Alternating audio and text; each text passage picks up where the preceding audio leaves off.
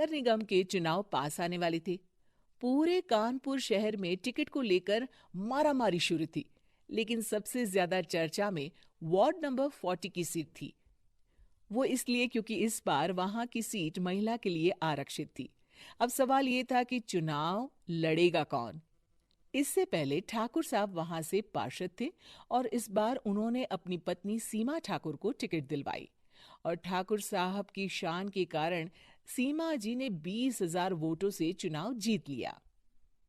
अरे बधाई हो सीमा भाभी, अब तो आप वार्ड की पार्षद बन गई हैं। अब तो हमारे काम आप ही करवाएंगी। अरे ये तो सिर्फ नाम की पार्षद बनी है, वो तो महिला सीट आ गई, वरना पार्षद तो मुझे ही बनना था। अब भले ही चेहरा इसका होगा लेकिन पावर तो मेरी ही होगी। अरे वाह भाई साहब, क्या दिमाग लगाया है आपने भी। आइए आप लोग, खाना लगा दिया है सबके लिए।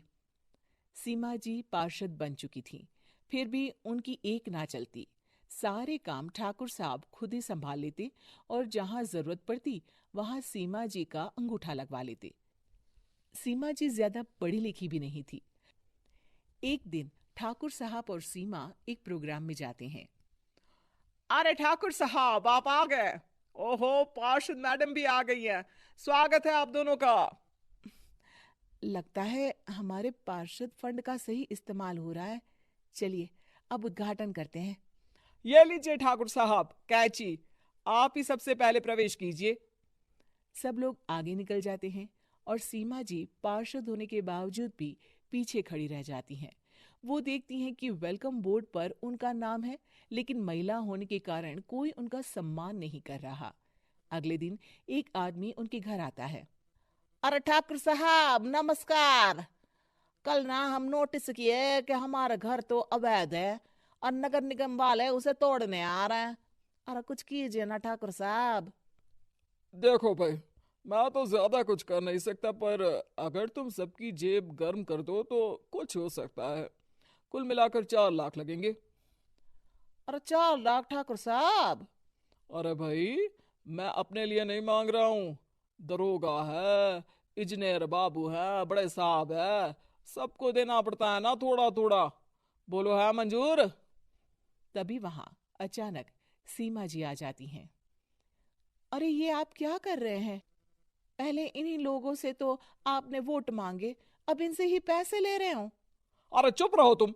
तुम्हारा काम है सिर्फ अंगूठा लगाना, तुम वही किया करो। मुझे दूसरे काम तुम मत सिखाओ, समझी? और तुम ना जाओ, अब पैसे लेकर आओ, वरना जेसीबी किसी भी वक्त आती होगी। सब कुछ ऐसे ही चलते रहता है। एक दिन सीमा जी और ठाकुर साहब को एक लोकल मीटिंग में बुलाया जाता है। वहां पर कई और अधिकारी लोग भी मौजूद रहते हैं। अब मैं चाहूंगा कि ठाकुर साहब हमारे बीच 2 शब्द कहें।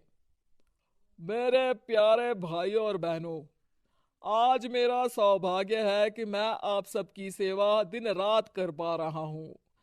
आपने मेरी पत्नी को भारी मतों से जिताया है, इसलिए मैं आप सभी का शुक्रगुजार हूँ।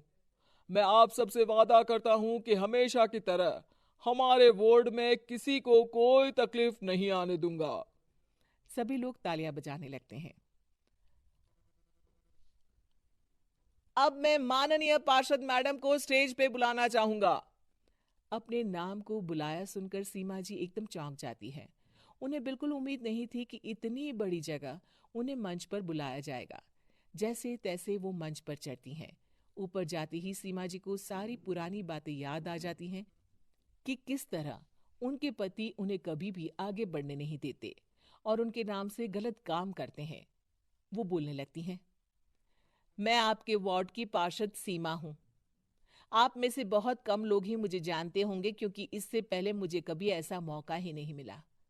सारे मौके मेरे पार्षद पति यानी आपके ठाकुर साहब ही लेते रहे, लेकिन आज ये मौका मुझे मिला है तो मैं इसे ऐसे ही नहीं जाने दूंगी।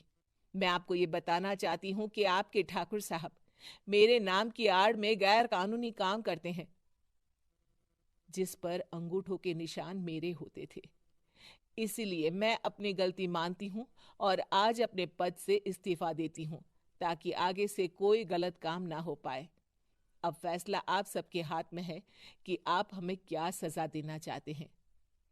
सीमा जी की बातें सुनकर ठाकुर साहब के चेहरे का रंग उड़ जाता है और वो शर्म से मुंह नीचा करके वहां से चले जाते हैं और पद से इस्तीफा देकर ही सही सीमा जी अपने आप में आत्मविश्वास महसूस करती हैं।